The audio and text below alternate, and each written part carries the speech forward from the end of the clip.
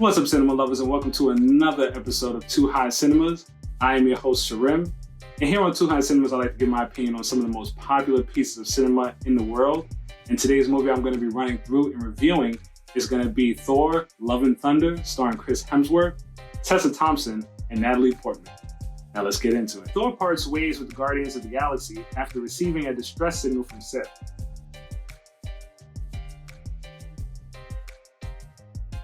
Upon arrival, a beaten Sif warns Thor of Gorr, a being possessing the god-killing weapon, the Necrosword, seeking the extinction of all gods as revenge for ignoring the death of his family, and that his next target is New Asgard.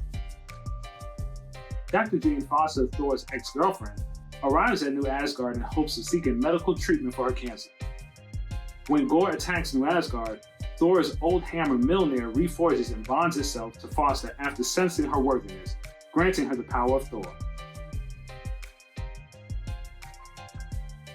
Thor eventually arrives in New Asgard and is surprised to find Foster with Mjolnir. Thor teams up with Valkyrie, Korg, and Foster to fight Gorr and his shadow creatures. The group is able to thwart Gorr, but he escapes, kidnapping several Asgardian children. On that note, don't forget to check out some of our merch options provided by KLB Supply at klbsupply.com.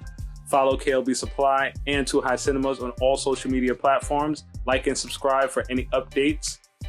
And let's get back into it. The group travels to Omnipotent City to warn the other gods and ask for their help. The Olympian god Zeus is unwilling to help and has Thor captured, forcing the group to fight off Zeus's men. Zeus injures Korg. In anger, Thor impales Zeus with his own thunderbolt, which Valkyrie steals during their escape. They then travel to the Shadow Realm to save the children. However, this turned out to be a ruse for Gorr to take Stormbreaker, which he intends to use on the Bifrost to enter eternity and ask for the destruction of all gods. Gorr manages to overpower Thor's group and successfully steals Stormbreaker.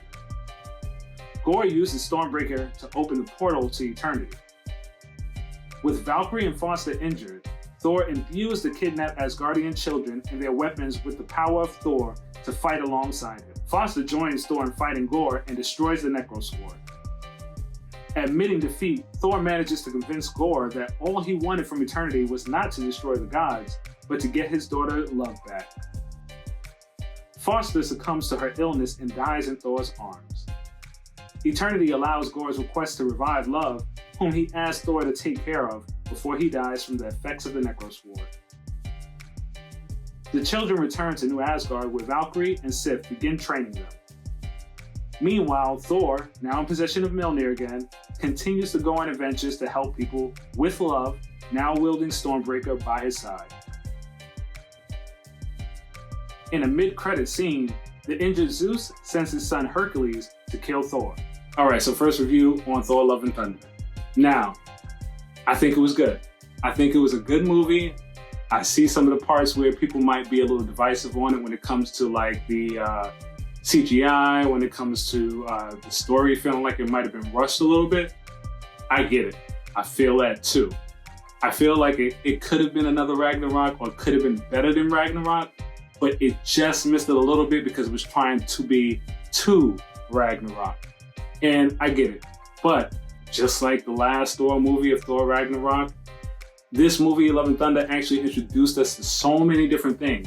Like when it comes to the higher beings, when it comes to eternity, when it comes to, well, okay, let's not get too much into when it comes to eternity yet. When it comes to eternity, like the Watchers, the Living Tribunal, any of these kind of like cosmic beings or really large cosmic beings, we got introduced to all the different well, not all of them as of yet, but briefly introduced to some of the pantheons of gods in the Marvel Cinematic Universe, and introducing us to some other ones too that we probably wouldn't even have known about or anything like that, that I would definitely need to look up now, just because I saw their picture and now I'm gonna compare and contrast to see exactly who the hell these people are in the movie, because now I want to know. It's so much got introduced into this movie, like just like Ragnarok did. It introduced us to the Grand Master on the last one, and now we get introduced to all the different gods and all the different pantheons. We got introduced to Hercules. We got introduced to even Valhalla, Heimdall's son. the physical embodiment of eternity, like a child, a physical being that is eternity or a portion of eternity. I'm not sure exactly what direction they want to go in with this, because in the comics, Eternity did have children, had 7 children, but I don't know where they're going with this, but I like the fact that they opened the doorway. They opened the door to a lot that we can talk about and the possibilities. And that's what I like about these Thor movies, especially the last 2 now, is because of that.